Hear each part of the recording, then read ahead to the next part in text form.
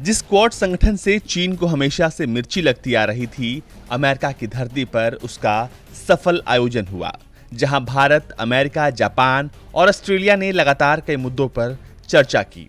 यहां पर कोरोना पर भी बात हुई और हिंद प्रशांत क्षेत्र की संवेदनशीलता पर भी बात हुई। इस बैठक की शुरुआत अमेरिकी राष्ट्रपति जो बाइडेन ने की। उन्होंने शुरुआती बयान में साफ कर दिया कि दुनिया के सामने कई बड़ी चुनौतियां हैं, लेकिन क्वाड साथ मिलकर उनका सामना कर सकता है।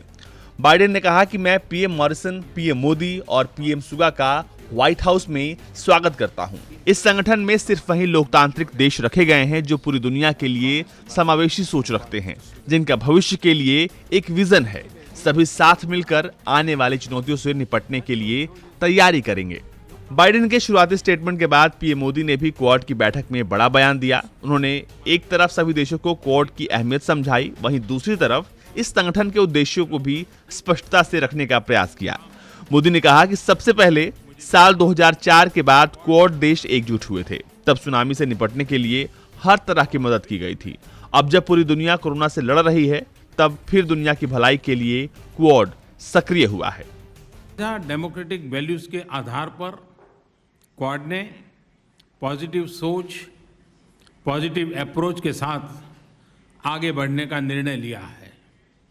सप्लाई चेन हो या वैश्विक सुरक्षा हो, क्लाइमेट एक्शन हो या कोविड रिस्पॉन्स या फिर टेक्नोलॉजी में सहयोग, इन सभी विषयों पर मुझे अपने साथियों से चर्चा करते बहुत खुशी होगी।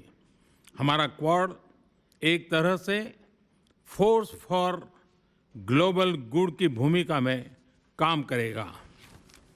मुझे विश्वास है क्वाड में हमारा सहयोग इंडो पैसिफिक में और विश्व में शांति और समृद्धि सुनिश्चित करेगा। धन्यवाद। पीएम मोदी के बाद ऑस्ट्रेलिया के पीएम स्कॉट मॉरिसन ने भी अपने मन की बात की। उन्होंने कहा कि हम एक स्वतंत्र और मजबूत हिंद प्रशांत क्षेत्र में विश्वास रखते हैं, तभी इस क्षेत्र का संपूर्ण विकास संभव है। मॉरिसन के बाद जापान के प्रधानमंत्री योशिहिदे सुगा ने भी ये कहा कि क्वाड बैठक का अब होना इस बात को दिखाता है कि तमाम देश स्वतंत्र और खुले हिंद प्रशांत क्षेत्र का समर्थन करते हैं। इसके अलावा सुगा ने इस बात का भी जिक्र किया कि पहले अमेरिका द्वारा जापानी खाद्य उत्पादों पर प्रतिबंध लगा दिया गया था, लेकिन अप्रैल महीने में उसे वापस ले लिया गया, जिससे जापान को आर्थिक रूप से बड़ी राहत मिली है। A region that has extraordinary opportunity, wide diversity, great wealth, but many challenges that must be overcome. And we see the role of our nations. We see our home in the Indo-Pacific as the place that we wish to focus on to ensure that our peoples can realise everything they would have for themselves. So as we gather here together again as a quad in person for the first time, in just 6 months from our last meeting, so much has already been accomplished, and we come together with great hope for what's ahead.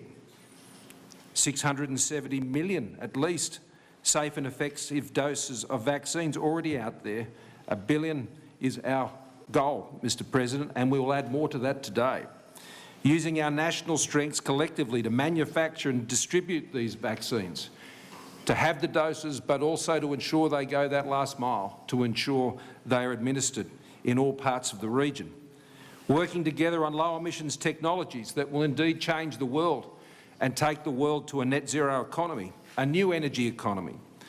We're working to make cyberspace and emerging and critical technologies trusted and secure in open societies, solving problems and addressing the supply chain challenges that in many ways hold the keys to our security and our prosperity and our environment in the 21st century.